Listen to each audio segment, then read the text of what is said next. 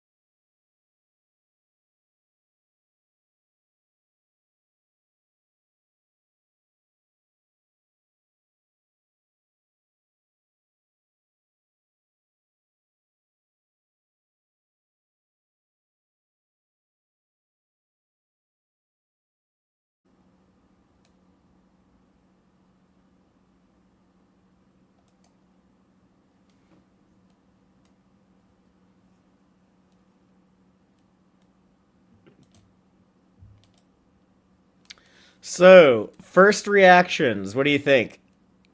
Again, like I said, this is a very different type of show than than what the DCU has been currently.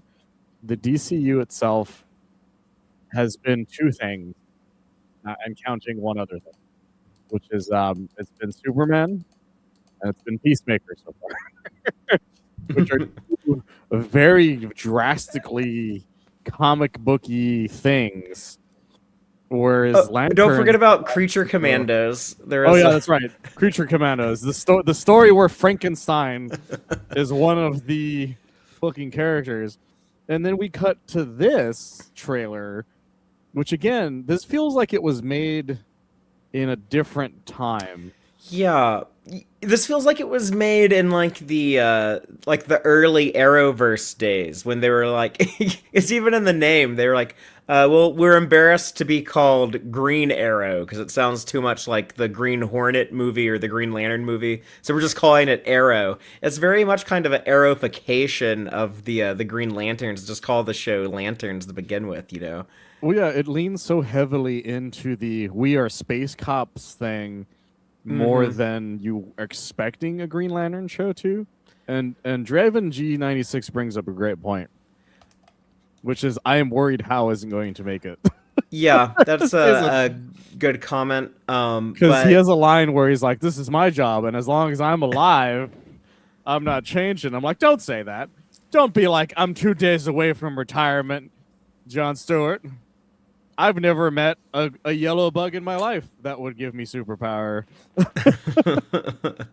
It's like I need uh, you to fucking calm your ass down, bro. I mean, that is definitely a likely possibility. That is a theory that's been around, but people familiar with Green Lantern comic lore know that one of the most famous things about the character Hal Jordan was there was a time in the 90s when he went crazy and became a supervillain, and that might be what they're setting this show up to be. You know, you think it's going to be one hero training another hero, but by the end of the season, maybe we'll have either A, Hal Jordan dies, or B, he is possessed by a cosmic space demon and becomes a monstrous villain. Yeah, for all we know, this is training day. Like, Yeah, like yeah. it turns out he's just like fucking Guy Gardner doesn't have shit on me, is what he's gonna yell out. I mean, I actually think that could possibly be a good story if executed well. Just kind of, just I don't. My biggest disappointment about that would be that it's kind of obvious, but I don't necessarily need Hal Jordan to be a good guy. The very first Hal Jordan I ever read was the death of Superman, or I guess the return of Superman when Coast City got blowed up and it drove him mad and was part of his villain arc. So Yeah, I would he kind of be shows okay up if they do that. and gets beat up by Mongol, and then because he's yellow. I wonder if that will still be a thing in this world, because there is something that happens in the middle of this trailer where John is in. It's either he's injected or something, but it's very yellow. The mechanics on them. Huh. Like if you notice it, it's a quick cut to it towards the little montage of just like things that are cutting at the very close to the very end, like before this part, where it's just a bunch of like cutting, and for just the hottest second, you see him getting like jumped by people, and he's got like a gun with yellow stuff kind of charged with it, if that makes sense. Okay, yeah, I'll look at that. I haven't really like looked at the trailer too much, but it is just like the vibes that we're seeing. Like my first reaction was like, okay, that is like a lot of Earth and a lot of terrestrial stuff, which we knew that the show would put front and center, just based on what we've learned through production and the few images we were getting of the show.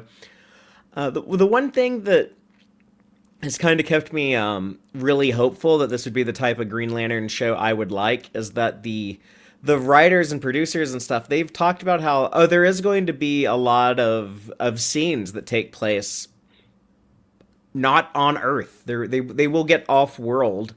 And I was hoping we would see a little bit of that in the trailer. So the fact that they don't show that makes me think like, is it just going to be like something they save for the season finale? And then it's like, if we get picked up for season 2, that's when you get the cosmic stuff. So I'm bracing myself for that. I think that's going to be the case, which is It's hard to not. tell.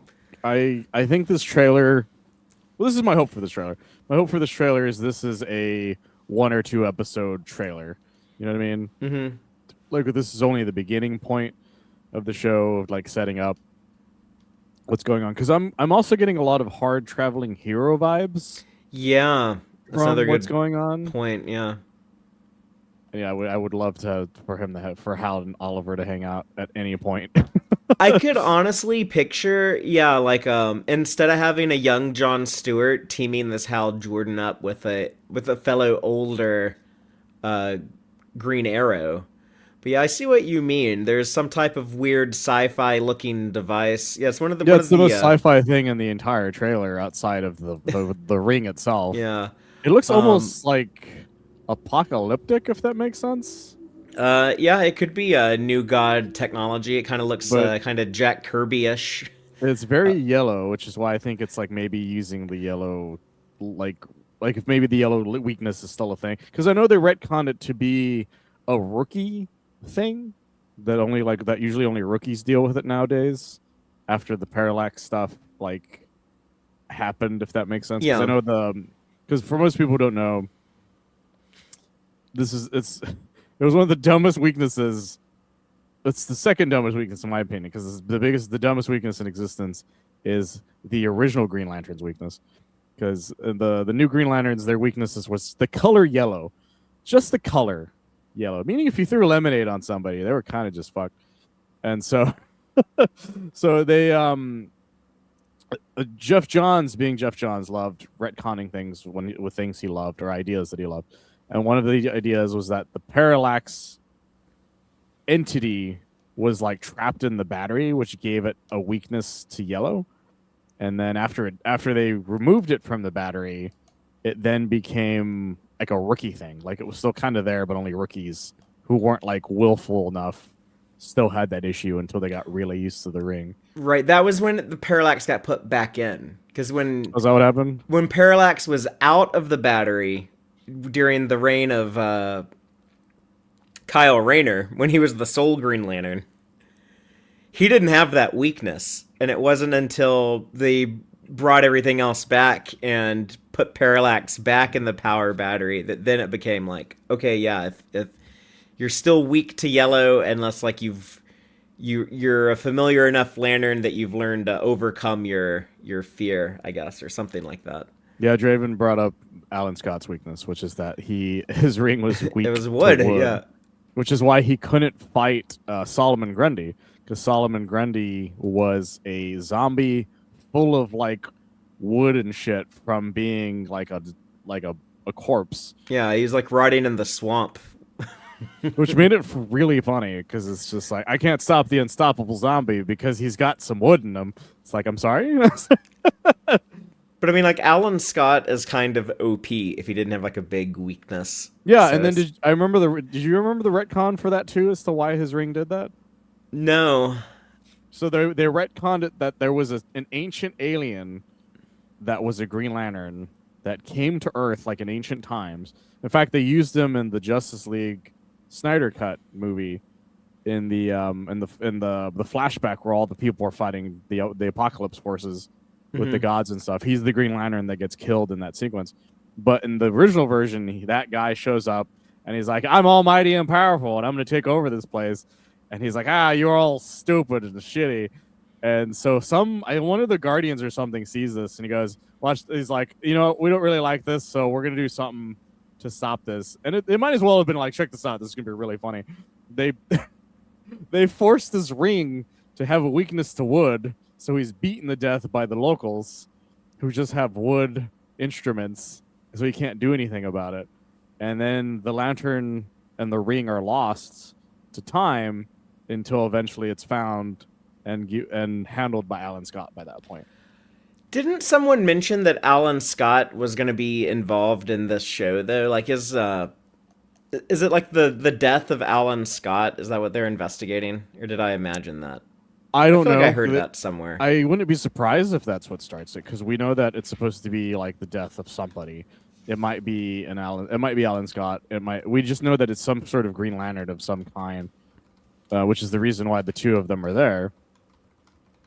And then we also, it's also possible that the lantern that that John is holding at in the trailer is Alan's lantern, because it looks like an old timey lantern, whereas a current Green Lantern lantern tends to be like a real fucking fancier looking thing, if that makes sense. Mm. Because that's a real possibility.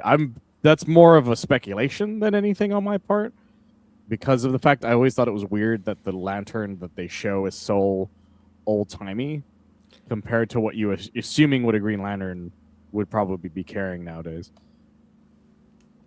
Yeah, the lantern and the ring both they don't look exactly how I would want them to look in a movie, but they look decent. They're better than how the first time I got really concerned about the Ryan Reynolds Green Lantern movie that I was so excited for and I was looking forward to for years because it was in development for years and years and years.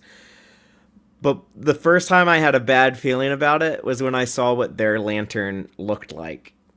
Like, they showed Yeah, that before they even showed the suit, and I was like, "Oh, that's a weird looking lantern." And then they showed the suit, and I was like, "Okay, this is their weird CGI suit." So, at least we know that we're not going to be dealing with that stuff with this TV show.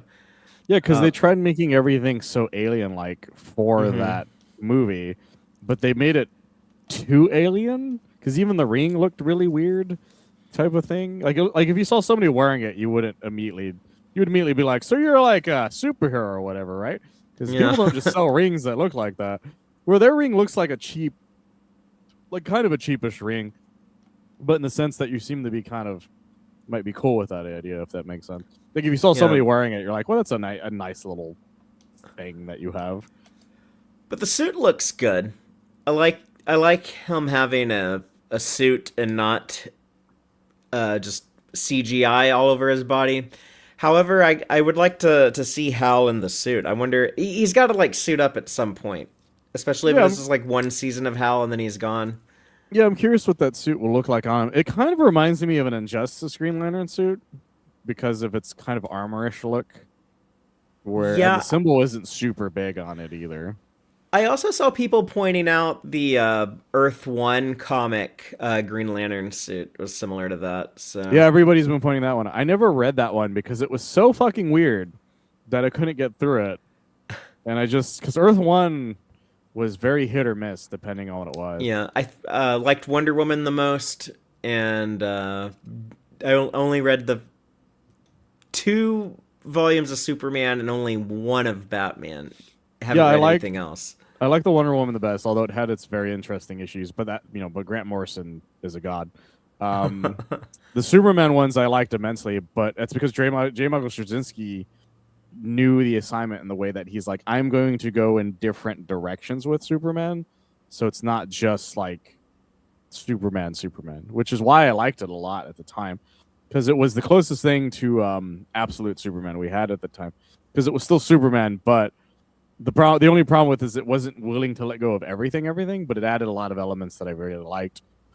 And then Batman was hilarious because he kept getting his ass beat every fucking time in Batman Earth One. He's like, I'm Batman, and they would just beat him up. Yeah, Like he barely ever won in that one. And I just thought that was hilarious. And the Green Lantern one was just so out there. I just couldn't figure it out very well. It's kind of interesting that way. but we've mentioned hard traveling heroes a couple times, which that was a story about Hal Jordan Green Lantern and Oliver Queen Green Arrow on like a road trip across America, set in the late 60s early 70s era, that kind of like Vietnam and Watergate and all of that stuff was going on, but they were looking at like the real, like, I don't know, soul and salt of the earth folk of America, just traveling Yeah. across the country and dealing with, like, I guess, local social issues. So there's definitely some, yeah, it's like it's set in the American heartland. We know it's going to be a murder investigation that has to involve some intergalactic space cop Green Lanterns. Just I guess I'm kind of worried that the whole story, since it is going to be like this long season long arc, it sounds like that it is going to be like all just in this one small town where they're using like the same sets and locations to shoot every episode, and they'll be like, okay, we'll save all the big stuff for season two. But I do like your idea that maybe this is just stuff we see in like the first couple of episodes, and then the show might branch off to cover more territory. Yeah, because we've been tricked before by trailers more lately, especially with DC. DC's been really good about this, as they've been very coy about what they have, to the point where we didn't see this trailer for years. They've been working on this for a long time. Mm-hmm. That's the reason I know it's been a DC. It's been since the DCU itself was a thing, because they've been talking about this. They've been trying to get a Hal Jordan forever. Is the other thing. Draven J966 brings this up, kind of, which he says that the show needs to be good because the movie did so badly. The rumor is they couldn't get anyone for Hal Jordan because they were so fucking gun shy from that movie that a bunch of people were telling them no. Just shit tons of people. Like, they were trying to get like really big names, and they're like, no, I saw what happened in 2011. I don't want to fucking have my name attached to Green Lantern. And so Kyle Chandler took a big risk doing this, being a kind of almost jaded Hal Jordan, which is one of the reasons why I feel like it has a lot of hard traveling heroes in it. Mm-hmm. Because the difference is that Aaron Pierre is now kind of the Hal Jordan almost of that little trip, whereas Hal Jordan's now kind of the Ollie of that trip, where he's a little more like, look at all these fucking jackasses type of thing. And he seems a little more like willing to be not brutal per se, but kind of brutal. He's a little bit more cynical. He's critical. He's like he's the like the radical 60s guy questioning the status quo, and Hal Jordan is more like, he's like the Boy Scout. He's like what are you talking about? The establishment and the norms are always better than whatever crazy radical stuff you're trying to get on about. Yeah, for people who've never read that, I highly recommend reading it. The version of Oliver Queen that is now known, or not now because of the way Arrow did, but the version of Ollie that became the popular version of Ollie was started mostly during that time frame because of Danny O'Neill. And Hal Jordan being kind of a bitch also kind of started around that time too. Because Hal Jordan's just like, well, the landlord says that this is a good thing, and you're like, come on, Hal, don't be fucking weird about this. It's also got that great line where he's like, you always help the blue skins and the purple skins, but you never come down here and help out the black skins. Why is that? He's like, I don't know. Yeah, it's like, man, Hal, he got your fucking ass handed to you there, man. He's like, yeah, it's a reason why those are some of the most famous comic storylines ever made. Like, you watch any documentary about the comic book industry, and they'll at some point mention hard traveling heroes. It changed the game for everything, and it's one of those comic books that when people are like, comics aren't political, they just started becoming political 10 years ago. I'm like, the fuck they did? What is wrong with you? I'm going to show you the time Ollie pretended to be a Native American ghost and try not to cringe at that. But it's political. Yeah, and it was also 50 years ago when written by these two Irish guys from New York who were the products of their time. But yeah, we can still point out where they could have done better, but nevertheless, a big accomplishment for the industry. But yeah, it's just a little frustrating to me because I want to look at the first trailer for Lanterns and be like, rah rah rah, I love Green Lanterns, I'm so hyped for the show, and instead I have to look at it and be like, well, I still see a lot of potential, but it is not what my ideal Green Lantern show would be. I would just rather jump straight into the cosmic stuff instead of doing well, here's some time on Earth before we get into the main thing you want to see. It is what it is. I can see this being a way easier thing to green light from a studio and a network, though, with a budget. If you're like, hey, let me just show you there's an audience with season one, and then season two, let's spend the big money to do the space stuff. Yeah, like I said, this clearly feels like the type of thing they were looking to make before James Gunn's Right. Superman universe, and because So of it the was fact already that ready to go. Yeah, it was already like in yeah, development, scripts being written. because Peacemaker showed how weird it was willing to go right away, and so but there still was like a fairly small budget even on that, and the trailers for that though showed it was a bombastic comic booky thing. Where this, I think, Hmm. is David.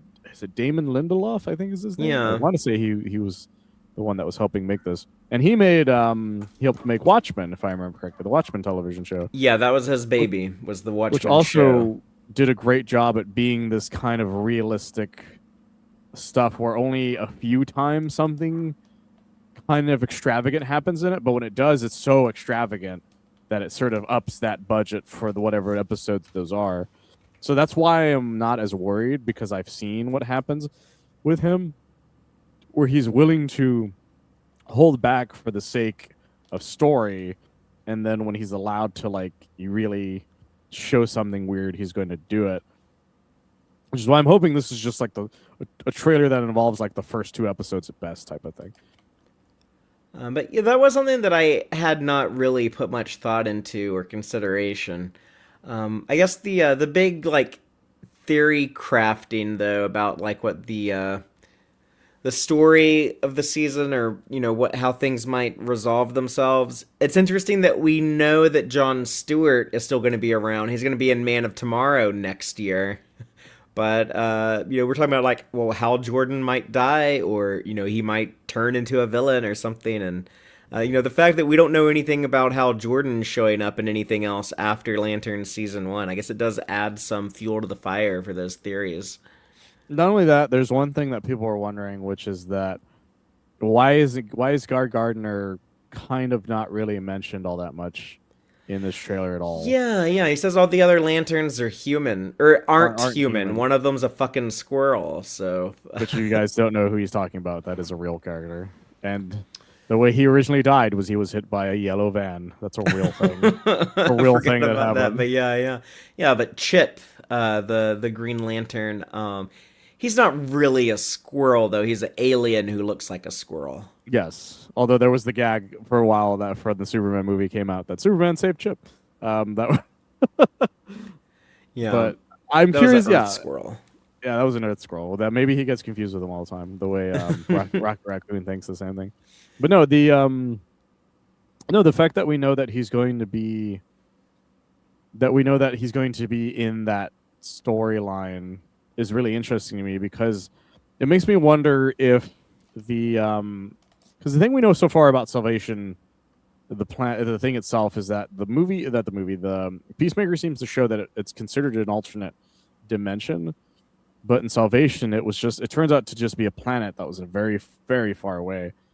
So I'm wondering if that's the same idea, and maybe that's why John is part of that, because maybe he's just now a galactic hero going around being the new galactic Green Lantern, whereas Guy is still, on Earth, being part of Maxwell Lord's little team.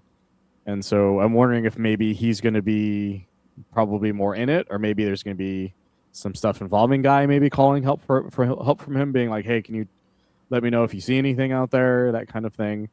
Like, we don't know how big his sort of thing will be, because we know the script was already written. So, was he always part of the script, or is this like a cameo almost type thing? Hmm. That's really what I'm curious about more than anything because of that. And he's not the only established character that will be returning for Man of Tomorrow, because they're bringing back, I believe it's confirmed, that Hot Girl, the engineer, and of course we know Superman, Lex, Lois, Jimmy, all of those people. But some of the established DCU characters from Superman, like Hot Girl, like the engineer, like Rick Flag Senior. So I have a feeling that Hot Girl is going to get thrown into Salvation. right, right. We think that'll be a retaliation against her based on the events of Superman. So yeah, Man of Tomorrow might be like a very Salvation Run centric movie. I was kind of thinking with the inclusion of Jon Stewart, that was kind of making me think, oh, he's there for like the Brainiac stuff. They're gonna have to like go into space, go to like Brainiac's spaceship or something. But I had not connected the dots. Jon Stewart could also tie into the Salvation Run story if that's going to be the focus of the plot. Yeah, because as far as we know, Man of Tomorrow is supposed to involve more of the Brainiac stuff, but with Luthor having a lot of pull with the government now with Salvation, it Right. seems like it would be inevitable for maybe they want to make Salvation something connected to Brainiac. Maybe it's a planet of Brainiacs that he has or that he's keeping an eye on, or maybe he has something involving it. Because we know that, as far as we know, that James Gunn doesn't really want to do anything New Gods yet because of the fact Right. that Thanos was very much Darkseid's doppelganger in the Marvel universe, and he's kind of fresh in a lot of people's minds, even though it's been like 6 years since that storyline ended for the Marvel. But Zack Snyder also is very much like getting towards that too, and he's like, I don't want to just go straight in to the New Gods, which is a great move on his part, because the problem with the New Gods is the New Gods are so end all be all when it comes to power that it would make no sense to go straight to them. Like you need to like build up. You need to build up that there are other intergalactic villains and stuff like that are around the DC universe. You need your Sinestros, your Desperados, Hmm. your Brainiacs, like fucking Yeah, the White Martians type of thing. if you meet Mongol after you've met Darkseid, then you're not really going to give a shit about Mongol, you know? Exactly. Like if Mongol shows up and they're like, "Oh my god, it's Mongol," and Darkseid's just like, "I wipe my ass with Mongol," and you're like, "That's true. That's true. So why should I give a shit about you? You're just some dude." Like, I mean, he's still strong as shit because he's only Superman's known to be able to fight Mongol in a hand-to-hand fight. But that's the same about Darkseid. Except even but with Darkseid, Superman has a hard time with hand-to-hand fights. So like, why would I care about Sinestro or Despero? Despero is what I'm saying. Despero, yeah. Yeah, And then, fucking even Mogo and stuff like that. Like, why would I care about that sort of thing, knowing that the New Gods are out there during this time frame? If that makes sense. well, So you want to keep that close to your chest until you feel like you're ready. Because even Marvel didn't immediately do Thanos like second. Like they showed him right away, but they didn't immediately do him yeah, right away. I guess they showed him in 2012, but they didn't really make him a big part of a movie until 2018. So, and Yeah. they put out a lot of shit in those 6 years in between. They had a lot of opportunities where they could have made him a bigger character. Yeah, even when he shows up as a slightly bigger character, he's on a chair going, "So I can fuck all of you up, Yeah. but I'm gonna go," and then he just kind of fucks off. Yeah, you see him in one scene in like in 2014 or 13, whenever the first Guardians came out. But Yeah, it's just really funny, and so yeah, we need Legion of Doom type things yeah, that's what before we Draven is get. saying. Let's do Oh, okay, Legion I of didn't even see that. Doom. Yeah, we should have a Legion of Doom with the Justice. The problem with the Justice League movie is that they're like, well, what we need them to get the Justice League for Steppenwolf. I'm like, Steppenwolf, that dude, that fucking jobber. Like nobody gives a shit about Steppenwolf. Like you need the Justice League to exist for a reason that isn't just Darkseid and his forces. It just doesn't work for me, type of thing. Like that's why the White Martian storyline works fairly well. The same with whatever those aliens were in what you call it, not the Justice League cartoon, but I don't remember what the other one was. But I'm trying to remember which one it was specifically. The one from Brave and the Bold. I forgot whatever that whole thing was. Like that whole thing. Like there's so many things and so many aliens in the DC universe. Even Invasion, those aliens, those ones with the red Oh, yeah, thing the on their head, Dominators. the Dominators. Even they would be not a Yeah. bad thing to start with when it comes to the Justice League. Hell, they would make a great Green Lantern thing since they're all yellow, type of thing. Oh, Like fuck it. we should do that as a podcast episode. We should like pitch each other our idea for a DCU Justice League movie, what we would do. But I think like White Martians, that'd be like a great way to give like John Jones an origin story and make him important. Yeah, because that's what the Justice League cartoon basically did. Like they weren't Yeah. necessarily white Martians per se, but they basically were at the same time, in that they were like weak to the sun for some reason. But there's so many great things you can do with that entire idea, and the Green Lantern Corps itself is such a cool fucking world. Because when it comes to the DC universe, they have one of the more popular sides of the intergalactic stuff. Because Yeah. the New God stuff is interesting, but people generally don't give a shit about High Father and all those guys. Like they give a shit about Darkseid, but they don't really give a shit about the New Gods, like the High Father and all those guys. They only care about Darkseid side, and usually it's only Darkseid they care about. And so, whereas That the is an Green Lantern, interesting point. Yeah, like whenever they do like a New God series, like a big like I don't know the Tomorrow People or like any of that, like Mister Miracle gets a new ongoing series. It never lasts. Like it always, no, they're always like canceled after less than a year or two. yeah, they're either miniseries like Mr. Miracle was, or just little things that have to be done because they want to do status quo changes. So they are also very short, and or they're part of a different character storyline, like a Superman storyline or a Wonder Woman or a Yeah, Justice League but thing. that's who loves the New Gods is the people writing other characters in the DC universe. They love to sprinkle that stuff in. Like in the DCAU, there is so much New God stuff. Like Darkseid was a huge part of Superman the animated series and Justice League and Justice League Unlimited. That Uh, did a great job at building all that stuff up, though, because you're seeing Superman dominating so many other characters up until Darkseid sort of just shows up and that mhm. gives them the middle finger, And essentially. you don't have to like overuse it. You don't return to that well too often. So I just rewatched all of the DCAU with Taylor. We watched we even did Batman Beyond and we did Justice League Unlimited. We just watched like those that terrible Harley Quinn movie and Oh god, that fucking thing. but then I had never seen Barely that disguised fetishes the movie. I had never seen that Fatal Five movie they made like Oh yeah, the Justice League. that Yeah, yeah that was not bad. I liked that. no, that movie's not bad at all. It's very strange, but it was made at the height of them pushing Jessica Cruz as a Yeah. character, because Jessica Cruz is a really cool character, and it's one of the only things that mentions her fucked up backstory when they use her in Yeah. something.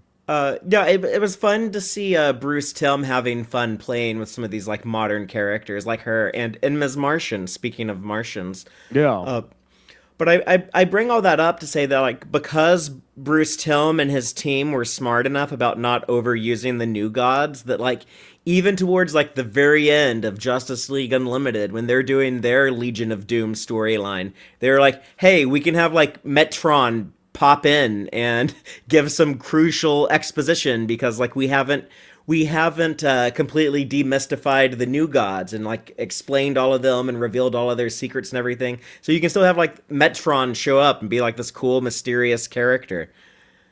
yeah. Everything New Gods in the DCAU is an event, and Yeah. that's what makes it work. When Mannheim first gets those weapons, you're like, what the fuck is going on here? Hey, that could be that And yellow then it ends with machine it. Yeah, in the that's trailer. It could be a inner gang doing stuff. I'd be great. I would love that idea because yeah, Like, Bruno Mannheim. That was what was great about it. It was a start. It was a small start. It was a guy given intergalactic weapons that were causing some trouble that even made Superman be like, "What the fuck?" type of thing. And then it escalates from there. And that would be a great idea to do that with this. Make it small hints towards the entirety of this universe. Because yeah, there's so many things about the new gods that are just so fucking cool that the DCAU did such a great job with, whereas the Snyderverse didn't, because the Snyderverse just wanted to bum rush to Darkseid. yeah, there's like let's show this like epic god king just being just show him aura farming and Yeah, being a badass. they also don't. They also the other problem is you make it where like he's the ultimate evil, and it's like yeah, but we also have a Justice League that murders, so I don't see why he would be why he would just be like these are a bunch of pansy guys that I could beat up. It's like no, they murder a guy in front of you. No, Mr. Miracle's great, and I know they're doing the show for Mr. Miracle too as well. Right. Tom King is doing the animated adaptation of his Mr. Miracle run that may or may not be DCU continuity. It sounded like they were still trying to figure that out the last time anyone commented on it. They were trying to figure out if that was going to work within their universe or be its own thing. I kind of hope it's its own thing, not because I don't want, not because I don't want it to be part of it, but more because, like what we said, we don't want the new gods to be introduced in a very in your face way. I feel like Mr. Miracle is very much like you either need to know what's going on with these new gods, or you're gonna have to do some homework type of thing. Yeah, yeah, you have to establish a lot with Mr. Miracle's story. And then like, I assume, Big Barda and a bunch of other characters are going to be a big part of that too. Yeah, because there's so many scenes in the Tom King run that you just can't put on screen without it being like it doesn't make as it's not as like fun without knowing the weird fucked up shit about Darkseid, only to see him kind of in a waiting room with the magazine just kind of there. And you're like, Right. huh, that's weird. Oh, another show that used Dark Side is the I've only seen the first 3 seasons, I think. I'm way behind, but the Harley Quinn animated show. Dark That Side thing, showed up in that. yeah, they used him in very funny ways. And they got Michael Ironside for that show. Mm-hmm. And he's really funny in it because it's still that dark side voice of his, only for him to be like, well, Harley Quinn, if you're doing this to fill a hole in your life. It's just a really funny line because he's like clearly like talking to Harley about something that she's going through, and she's like, you're not my therapist. And then they used him for the Kite Man show. It's the same universe, but they changed like everybody's voices. I don't know why. I think it was probably a budgetary reason. But instead of Michael Ironside, they got I want to say it was Keith David, is what I want to say, to be Darkseid in that, and he's not bad at it. Like but he's also like kind of stupider in that show than he was even in Harley Quinn. And then he was also in he was used fairly well in those hilariously enough the DC animated movie universe, because they used him the decently. DCAMU. Yeah, the one where it was the New 52 onwards. Yeah, 'Cause yeah. he's pretty terrifying in those. And then the last movie, it was just somebody's like, what if we did gore of everybody's favorite character? And you're like, Right. why would you do that? Like, yeah, up until that point, I was kind of having fun with Darkseid, and then they're just like, well, what if everything was stupid? It's like, well, fuck, this is not fun anymore. The main thing I remember from that continuity and series of movies with Darkseid was they made him Mongol's role in like the Return of Superman story. Yeah, and they also made Doomsday and Cyborg Superman a Darkseid creation, which is stupid. But the fun thing they got out of that was then they had Darkseid had Doomsday parademons called Paradooms. That was pretty stupid, but It's like, kind of what? in a fun way. Did Wonder Woman just call those things Paradooms? Like, rewind, turn on the subtitles. Like, she sure as hell did. Like, I'll That be damned. movie is so bad. What was it called? The Dooms? It was one of Dark their Side War thing was. Oh yeah, that's what it was. The Dark Side War. Yeah, And it was so bad because they were just like, what if everybody died 5 seconds into the movie, and what if the rest of the movie is just all your favorite characters die horribly throughout the rest of the movie? And then we didn't know how to fix it, so we just did the Flashpoint again. So Constantine tells Flash, like, this universe is fucked. Just reboot this thing. It's fucking ridiculous. I remember being so upset. The other reason I was upset was after the Return of Superman movie, they finally used the Rebirth suit, which I really liked, which was the red belt with that yellow S symbol on the middle of it, with his normal like yellow symbol cape. I was like, oh great, we get to see Superman in one of my favorite suits. From here on out, we saw that outfit for like 10 seconds, and then they basically never used it again. I was so upset. I was like, what the fuck? And But then we got the really good we got the animated Superman Man of Tomorrow movie That's and true. that whole new continuity, and I was like, "Oh, I like this movie. This new DC animated movie universe is going to be great." And then it very quickly was not. They gave up on that in seconds because if you ever bought any of the Blu-rays, I don't know if anybody knows this. I don't have any. I think I have a couple, but I'd have to go out and grab them. The Blu-ray side or the DVDs and the Blu-ray had the spine was supposed to spell out like DC Universe or something if you bought them all Mhm. together. But I think after like the fifth movie, they gave the fuck up, and there's nothing like that on the rest of them, and it's just Crisis on Infinite Earths like right away. Like they didn't even try to finish that spine of movies. And I was like, what the fuck? And then the Crisis on Infinite Earths dropped a random bombshell, which is that Constantine he remembered the original universe or that original New 52 universe, and B, that universe turned out the way it did because they murdered baby Darkseid. Oh, I never watched those because it was like, is it like three parts? How long? It's a three-part set of movies Yeah. that are fucking terrible, by the way. That that is what it is. What it is that like everything's happening, and then they're like, well, how did this happen? It's like, well, then they're like, they look at Constantine. He's like, well, you know what happened, and he's like, I don't want to say. And then it's revealed that he's like, before Flash went back in time, he put the spell or hypnotizing thing on him that makes like a disease kill baby Darkseid. So since there's no like Darkseid energy in the world, essentially, the antimatter sort of takes over.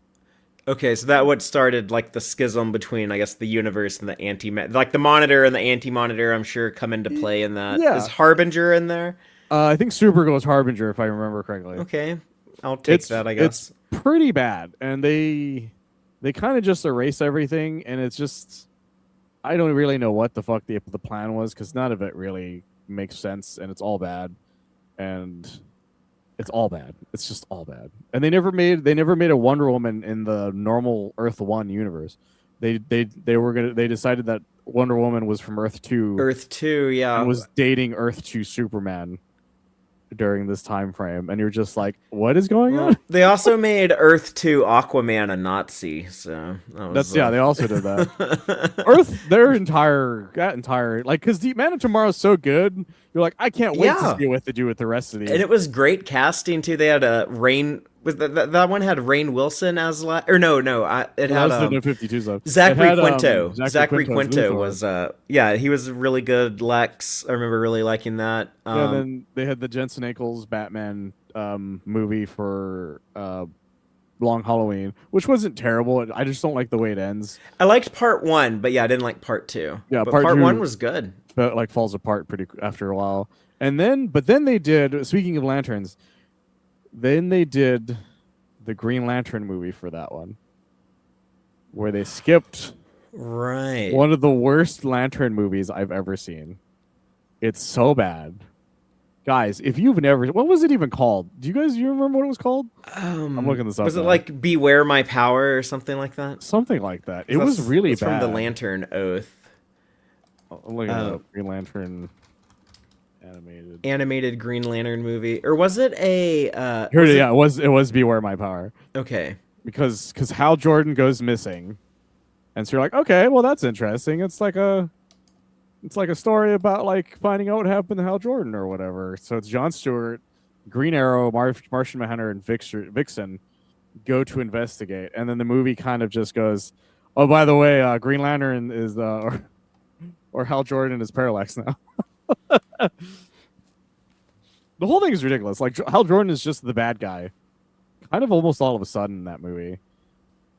Like they tried doing 0 hour in 5 seconds, and it doesn't make any sense. But it had Green Arrow and Sinestro in it, so that's kind of cool. Yeah, and Green Arrow fucking has to shoot Hal Jordan. We do have a Sinestro in the Lanterns TV show, which gives me some big hope for some big cosmic stuff. I saw Draven comment that maybe perhaps the reason for calling it Lanterns is so that it can also focus on the other Lantern Corps beyond the Green Lanterns with the Sinestro Corps or the Red Lanterns. I know Atrocitus has been heavily rumored. Yeah, some people are wondering if Atrocitus might be one of the villains, kind of like an actual villain, not just like a character that is antagonistic here and there. Yeah, like he could be like operating on Earth or something. Like, Yeah, like maybe he has these like rage things going on with these people, or maybe like or Sinestro's doing a fear thing. Who knows? It's one of those. Those seem to be like the oh yeah. two specific theories I've seen so far. Speaking of Sinestro, I feel like whenever people are doing like a Legion of Doom type story, they love having Sinestro there. It's just, if nothing else, it's just like the visual representation of like, oh look, the bad guys have their Green Lantern. So maybe maybe the season will end with Sinestro being Salvation run by Rick Flag too, and then eventually Sinestro ends up on a Legion of Doom. I would love that, yeah, because the Legion of Doom was always very interesting to me on the fact that some of those guys are way more powerful than the other guys, but they were just cool with hanging out with them. Because you got like Scarecrow, but right next to them is like Bizarro, who could rip his head off, or Grodd, that But kind of thing. Bizarro, I think, is another great Legion of Doom go to. And I guess because, like, I think they were actually, like, in the Super Friends Legion of Doom, it had both Sinestro and Bizarro there. But in the Justice League Unlimited, when they did their version of the Legion of Doom, both of them were there. And we have a easy origin story for DCU Bizarro with Ultraman. Yeah, I'm hoping they bring him back and just make him Bizarro outright. Because that's the only thing. Because some people are just like, I could clearly kill that guy. I'm like, no, he didn't.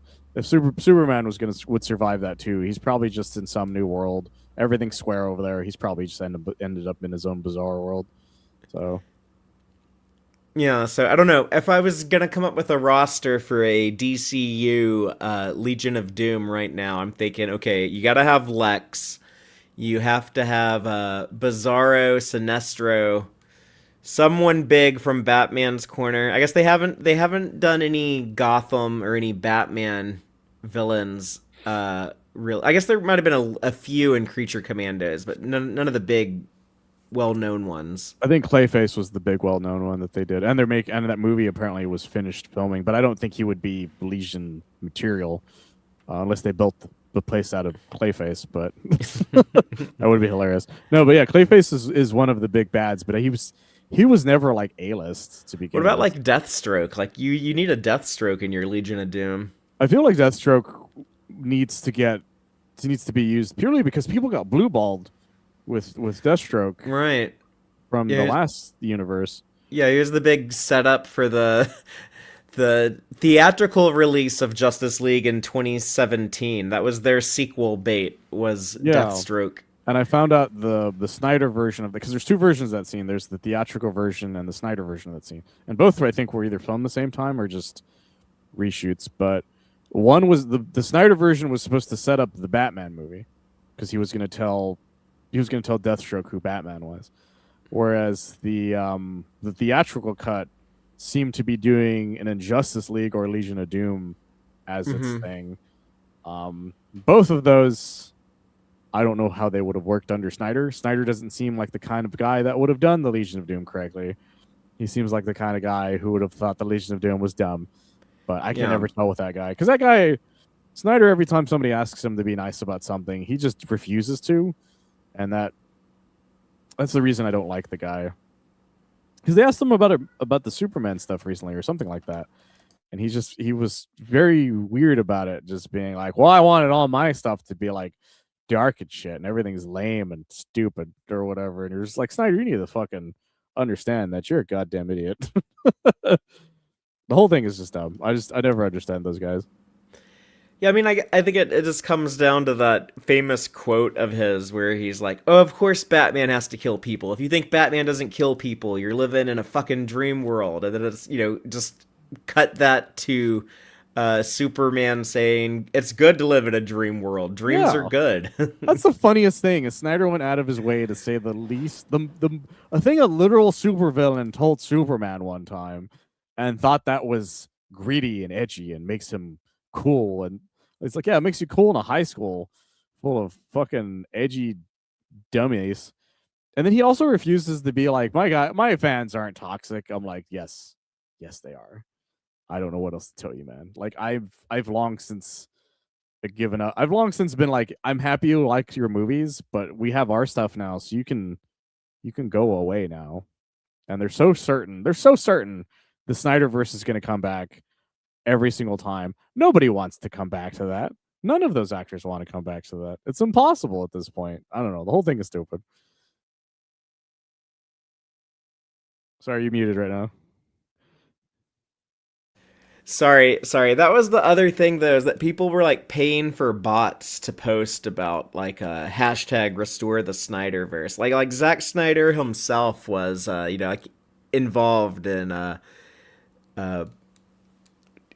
doing some really manipulative stuff, and also just kind of like the coalition of assholes that were put together to like, yeah, let's go and harass everyone working on any Warner Brothers project about anything. And his kind of refusal to apologize for it. He backed off a little bit when he's like, "Oh, well, some of these people are saying like really racist things, and I have like Asian kids that I've adopted into my family, and I'm uncomfortable with it." But it's like right up until that, he was like okay with anything. So, it just sucks we can't escape that uh, culture of the Snyder heads. Because like anytime in this unstable world where like these media companies are changing constantly and ownership is changing, and now you have Larry Ellison, who owns Paramount, purchasing Warner Brothers Discovery, and that generates a whole nother wave of people saying like, oh, he's gonna fire James Gunn and rehire Zack Snyder, which I don't think that'll happen. I do kind of worry about the future of the DCU. I do kind of worry if James Gunn will want to work under the Ellisons, just given some of his issues. Like Tyler Sheridan left his he had like this contract with Paramount Plus, and he didn't want to extend it because he was like, no, these people are crazy. They want me to make like this like right wing MAGA show for the 250th anniversary of America. Like I don't want to do that. So I'm worried if James Gunn is he's not going to want to work for those types of people either. I don't think, given his relationship with the right and how he's still bitter about them trying to cancel him because of his criticisms of Trump a few years ago. Yeah, that's the thing that a lot of people were pointing out, and because the funniest thing is that the movie, the Superman movie, and the plot point it has about Superman stopping a war, or the fact that a country is invading another country for fake purposes. There's a lot of great memes about it. They're like, well, the Superman movie, now that it's owned by whatever, and it's just Superman being like, Lex, you're right. I should have let that country invade. Right. And I am an asshole for doing that. So I'm just gonna let you go and just let them do it, type of thing. Like, it's just like, no, guys. Like that's kind of where we are now, where people are worried that that's like going to be the thing, where he's going to have that interview with Lois and be like, well, Lois, you're right. I should have just let everyone die because they had a religious claim to Jarhard Poor. But so I think James Gunn's contract is up after next year. So I don't know. Maybe he'll be like, okay, I made DC Studios for y'all, and I'm I'm out of here. I got paid, and I'm going. And which would honestly really fucking suck, because I think he's got things off to a great start, and I wanted to see him see it through. But that's a possibility. Yeah, we'll see how it goes. I think it all depends on how a lot of this stuff is received, because sometimes they let stuff they don't understand to just go ahead sometimes, but they also tend to cancel stuff they don't understand, like that last Ronin last Ronin Ninja Turtles movie that was supposed to happen, because Right. That's the same parent company for Paramount. Right. Paramount owns Nickelodeon, and Nickelodeon owns the Turtles. Yeah, and somebody and someone of the newer heads was like, I don't like the idea that Ninja Turtles would do murder. And so or would die, I guess, or something. And he's just like, kids don't want the last Ronin. Like, yeah, but that's not who we were making this for. Yeah, like, it's like you can do and both. he just kept going back to going, kids don't want that. It's like, again, So that's my problem. Is that it comes down to the fact there are a lot of executives still who are alive who don't seem to understand that adults are the ones who pay for all this stuff too. So, like, I have a bunch of figures. I just bought a Spider-Man 2099 figure. I I had to tell the cashier that it wasn't for me because she was alluding to the fact that she didn't think it was for me, and so I just pretended that it wasn't, so I didn't have to have this conversation with her. It's like, Yeah, no, I'm this a doesn't grown look ass man. appropriate for your kid. Are you sure you want to buy this? Well, it was funny because I'm wearing my Superman hoodie. I'm not wearing it right now, but I was wearing my Superman hoodie because it's cold in Texas right now, and I'm buying a Spider-Man 2099 figure. And she goes, "Oh, someone's gonna be very excited to see this," and I'm like, "Yes, it's me. I'm the one who wants this." But instead, I just go, "It's for my nephew. Fuck it. I don't have time for your bullshit. I don't have time to explain to you that grown men like these things. I don't know what to tell you with my Spider-Man wallet that I'm holding in my hand, which I also had to do that for. I think I told you that story. I bought a Spider-Man wallet from a Kohl's, and the lady goes, "You're a really good dad." I'm like, "Sure, why not? I am a good father." This Spider-Man wallet is not mine at all. Yeah, It's hilarious. that's funny. Yeah, I've made several purchases like that in my time. Um, but yeah, I mean, I guess there's a lot of, I guess, uncertainty around like the future of Warner Brothers and the future of DC. But it's like, oh well, we can never have nice things for too long. Like the DC comics, we've both talked about how they seem to be really on fire lately, and now I'm worried like, oh no, like new ownership is gonna mess it up. But speaking of that, you just talked about your Spider-Man wallet, Spider-Man 2099, our big Superman Spider-Man crossover comic. Is that next week It's that comes out? it's not. It is next week. Yeah, because it's the 27th. No, The 25th. 25th. It's 25th. I had to order. I ordered a copy ahead of time because I knew I was going to be at work. So I decided to order one for delivery instead because I knew I was going to be working. Because the second I get out of work, all of them are going to be gone, or at least the cover that I want to get. Because here's the thing. Here's the good news, guys. There's going to be like 1,000 covers. They're still announcing covers now for some of these. For some of these. Did you see one of the newest covers? No, I haven't. The newest cover. I don't know if it's for the Spider-Man Superman one or the Superman Spider-Man one, but it's all black superheroes. So it's Steel, Spider Punk, Miles Morales, and Static Shock are on Oh, the cover cool. for that. And I'm like, that's a fantastic cover. And then they also announced a Mark Cicchetto cover, so it's his Spider-Man and his Superman. And I'm like, that's a great cover as well. There's just so many covers, but I really want the normal cover A of George Jimenez. That's the one that I made sure to order. I don't know which one I want to get for the Spider-Man Superman one though. That's supposed to happen, I think, in April or May. I can't Right. remember So which one. the first one coming out is the one from DC or the one from Marvel? The first one is the DC one, Okay. is what And I've then been told.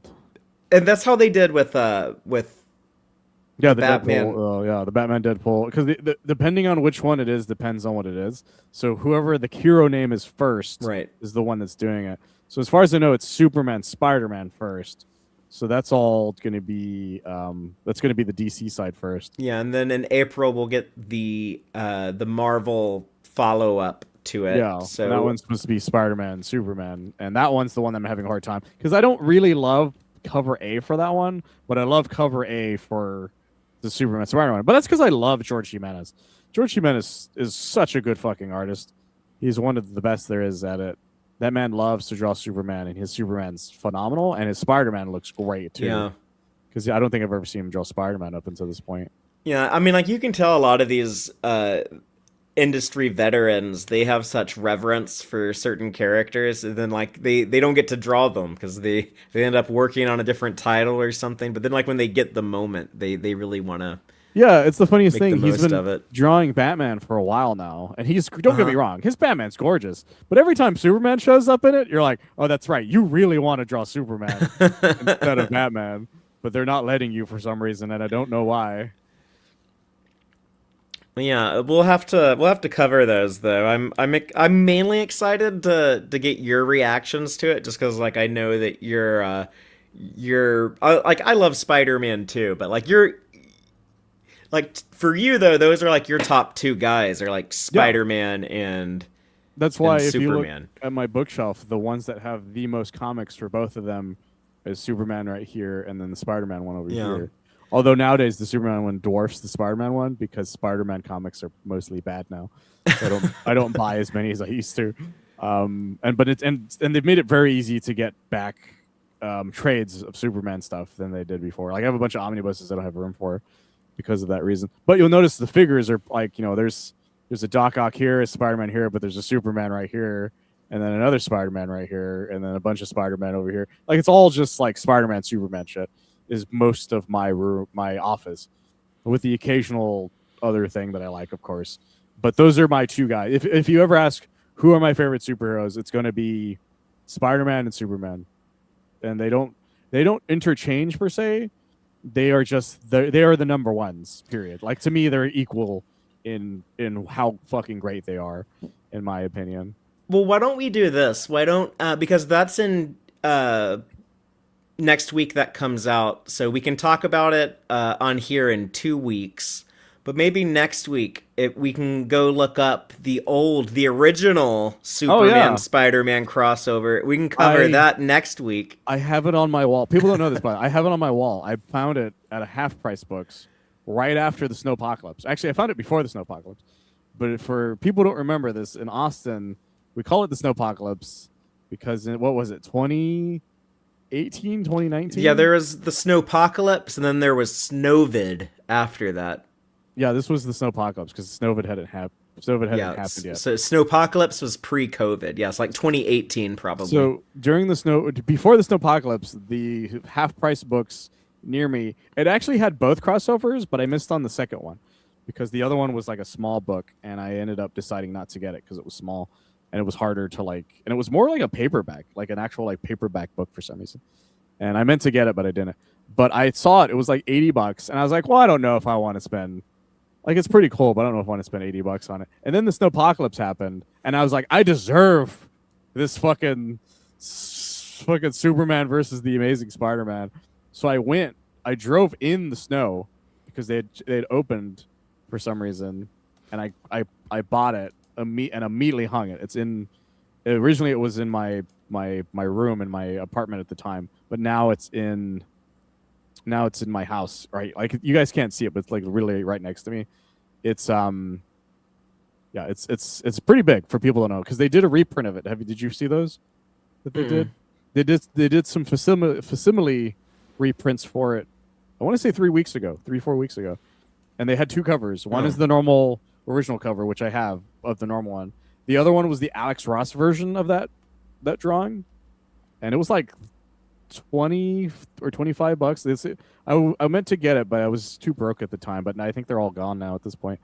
But directly above that is my copy of Absolute Superman and Ultimate Spider-Man #1. I have them both of the new Ultimate Spider-Man. I have them Yeah, both you have framed. them framed side by side. Yeah, I saw that. Yeah, so I made sure to do the same thing. So I made sure to put them directly above the original crossover there. For people who don't know, that was like the very first big DC Marvel thing ever. And I have the omnibus, by the way. I don't know if you have it. I don't know if you guys can see it, but it's behind me somewhere. It's the DC Marvel cross. I don't have the big omnibus. I will. I really want to buy that. It's just I hadn't gotten around to it because they are expensive. But no, they're only going to get more expensive when they start becoming harder to find. So, it's funny. I bought it thinking it would be hard to find, and then it didn't. Like you can still find it, but I didn't buy the Spectacular Spider-Man omnibus because I thought it would be easy to find. And then that ended up becoming the now rare that one. is like $500, and I'm like, well, fuck, Yeah. I can't fucking get it now. Well, But you bet on it the way I would have. However, I do when they put out like that rare limited that reprint of the George Perez Avengers Justice League crossover. oh yeah, I have one of those, so I like. you have the newest one because that one was stupidly hard to get. Yes. Oh my goodness, So- I ended up getting the one before it because it dropped in price because the even new rarer one became rarer. Right. And so I was like, okay, that one I got for like 150. But you can find if you ever get a chance, if you have time, go to the Austin Books and Comics because they have the Jim Lee cover version of that omnibus. Last I checked, Oh, if it's still cool. there. If it's still there, because I have the original. Because for people who don't know, omnibuses have variants, and this one specifically, I have the normal one, but there's a Jim Lee one that's really cool that they made. That if I had known it wouldn't be as rare, I probably would have gone and bought that one instead. But I like the original cover fine, but the omnibus for Spectacular, that one's like you can't find cover A to save your life. There's an alternate cover, but it's just a very generic one. Yeah, I kind of want to go down a Marvel DC crossover rabbit hole now, talking about this. So I might end up reading some more of that stuff after reading the Superman Spider-Man stuff. As But I think far as I that'd be know, a there's three Superman, Spider-Man specific ones. There's the original one, of course, the second one, and there's mhm. one that was part of this weird '90s thing. It wasn't DC versus Marvel, but it was this. But this is specifically Peter Parker. It was this weird crossover thing where Venom gets sent to the DC universe, but he's given Right, a power up that and he makes him be beats able to up fight Superman. Superman. Yeah, Yeah, that one doesn't. That one's not an actual like issue that says Superman and Spider Man on it, but it was like the only other like direct crossover those two ever did. I used to own it. I don't know what I did with it. I think I lost it in a move. okay. Well, I'll have to figure out what's actually available for me to read, but I think we can definitely get to something for next week in time for the new stuff and the week after that. Yeah, we definitely would be able to talk about quite a bit on those, and there's so much stuff that we haven't found out about Superman later down the line, and the stuff that's going on in DC Comics proper right now. Have you read DCKO at all? No, I didn't read any of that event, but I heard a lot of cool sounding stuff that came out of it. It is the most anime arc fucking thing I've ever seen the DC universe do. I've called it the anime tournament arc because that's what it is. Every anime has an anime tournament arc Sure, at some point. yeah. This is DC's anime tournament arc, and it's Superman centric. It's incredible for the most part if you like weird dumb shit, and it has an ending that I don't know how to feel about per se, but it does seem to be setting up whatever the current Superman stuff is because that stuff already started, which is called they call it the Reign of the Superboys Mm-hmm. is the name of the current stuff because by the end of the DCKO, the only thing I will say is Superman is now missing essentially. Is the only thing I'll say. Like there's a reason for it, but I won't say why necessarily. And so now Superboy Prime is going to be the Superman for Metropolis while Clark is missing. And there's the story in the Action Comics is doing the past storyline still of Superboy, Clark Kent. And then there's I think Superman Unlimited. It's the thing we mentioned. They might involve John Kent Superboy, like because it might be a time traveling thing. So it's gonna all be like Superboys all around. Yeah, we had the summer of Superman last year. I guess this is gonna be the summer of Superboy. Yeah, I'm very excited though because but like if you, my God, that last issue of DCKO, I'm just like, my God, whoever wrote this entire story, man, loves anime. I can't help but love them I mean, for it. I've been seeing a more and more anime influence in comics for like the last decade and on the art side of things. So I'm not surprised to hear that the writing is starting to skew that way too. Yeah, Miles Morales was the first time I ever saw somebody just be like, I'm just going to go full anime on this. I don't give a fuck. He's going to turn Super Saiyan. He's going to make mentions of Tekken. He's going to make mentions of different animes. This is all anime up in this bitch. Better be ready. And then we read Batman Superman, and there's a fucking Dragon Ball Z fusion of Batman and Superman. And then DCKO is like, I got another fusion. I got just Right. ready for you. And did you tell me like did you post something about like they used earrings also? Like Yes, in they did.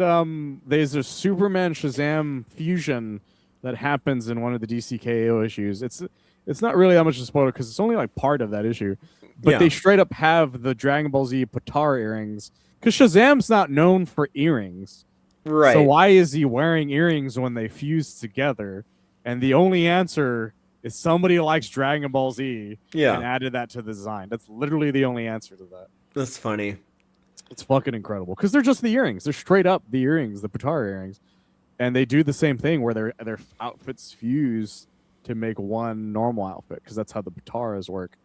And I was just like, man, I love this fucking thing because the outside stuff for DCKO wasn't all that interesting, but the main thing I thought was really fun.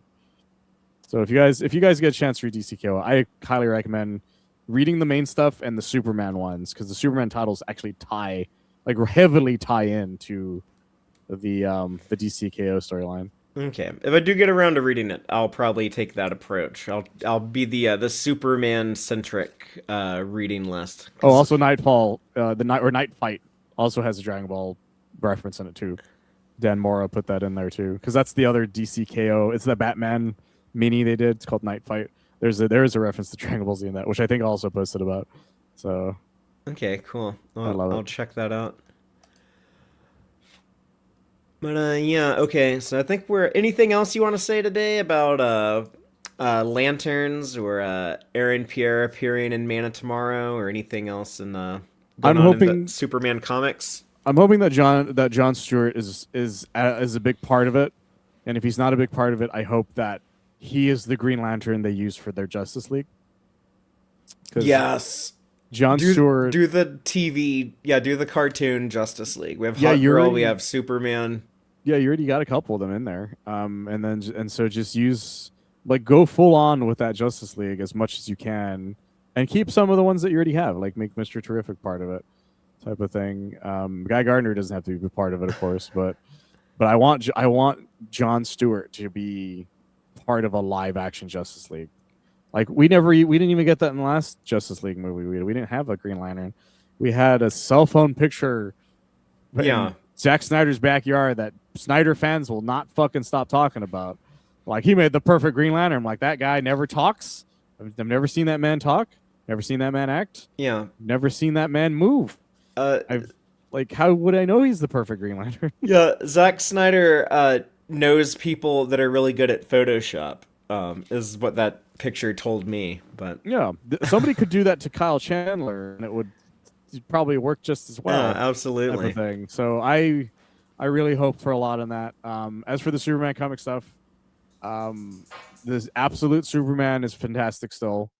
They kind of finished part of a new arc per se. I don't know how much of a full arc it is, but it showed Absolute Parasite.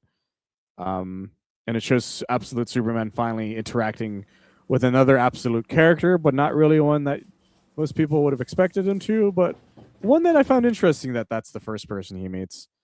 And overall, and also you finally see the fate of the Absolute Daily Planet, and I'm very interested to see what they do with it. Oh, okay, cool. I haven't read that far ahead yet, so I'm curious to see that stuff. So yeah, I'll definitely be eager to get caught up on Absolute Superman. But also I'm excited to talk more about the DCU Green Lanterns and what we see on that front going forward in the months to come, and of course the big Superman Spider-Man crossover starting in next week. So I'm so fucking excited, guys. You have no idea. well, we can go ahead and wrap up on that note. My dog is running around here excited. I think he's ready to go out on his walk. But until next time, as always, keep it super, y'all.